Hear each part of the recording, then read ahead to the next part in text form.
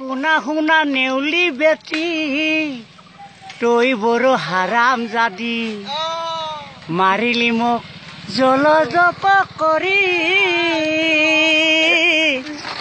ও দৰা নাপে তই বেটি মলকে আহিলি যাচি 100 বছৰীয়া তই বুঢ়ী আর জিও এটা শহুর বুড়া দেখা যেন কলর মুরা মাতে মোক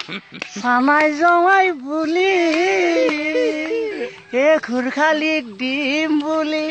পাকা নিলি 14 কুড়ি খুরখালিক দিম বুলি